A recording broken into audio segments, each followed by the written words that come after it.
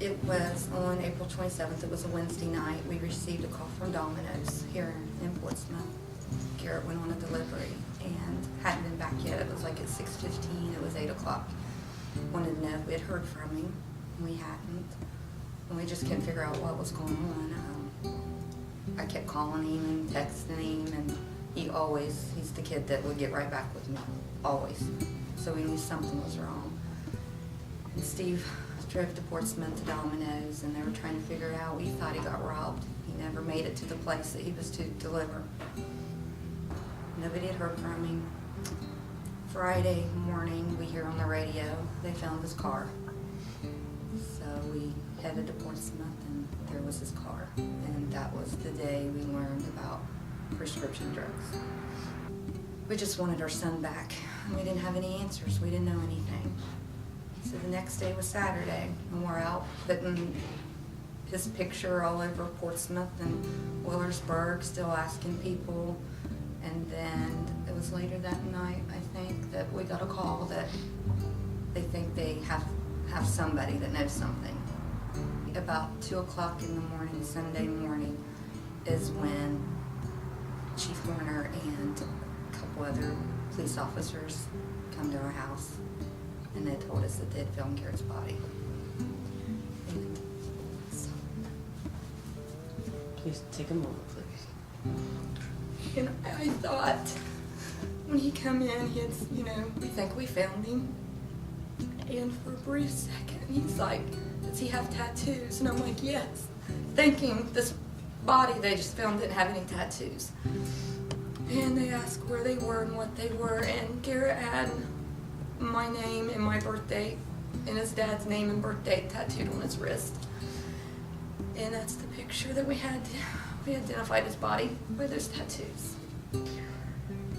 Worst night of our lives. Can't even imagine. And I think, of course, I was sick, throwing up. You just don't want to believe it. It's like a nightmare. You see this on Dateline, and still you don't think that stuff happens. It's, we just don't understand. I still don't know. The two men ended up pleading guilty to murdering Garrett. They had shot him. They had called him to their house. We don't know why. And they had shot him multiple times when he walked in the door. We never got to ask them why. They pleaded guilty. I guess that's how we don't get to talk. Nobody ever told us what they said. He worked. He lived at home. We saw him every day. But it was probably January when we noticed, right before he was killed, that things were a little different, but. And he was wanting more money. They give him money.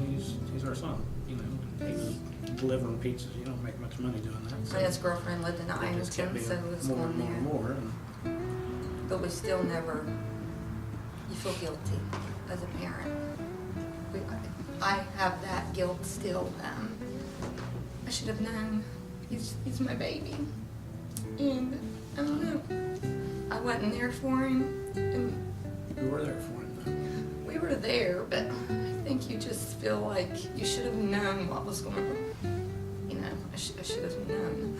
And that's one thing, with the kids. You talk to them after this happened. Everybody knew it, of course, his friends and all the kids, and they don't want to tell. And so we've tried to tell them. Don't keep it a secret. If you know somebody's doing drugs, tell somebody. And he was a good boy that made a bad decision. And I'm proud of him. We love him, and other people would be like, I had a person actually tell me one time,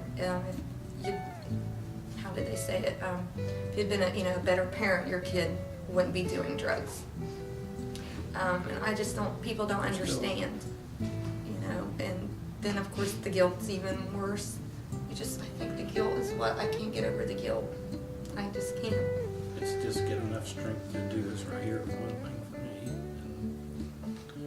And it's that hard, and I think she's the same way, to organize thoughts since he died. I don't know, I just get kind of lost in my own head, and I can't concentrate on something for very long. And work, it's different because I have to work and I'm afraid, you know, I run heavy equipment and stuff, so I'm afraid I'll hurt somebody if I'm like that at work, so, and I have to apologize to Garrett for this, but before I go into work, I have to forget about him. For the 8 hours or so I'm there, I just have to forget about him. And, no, I don't want to forget him.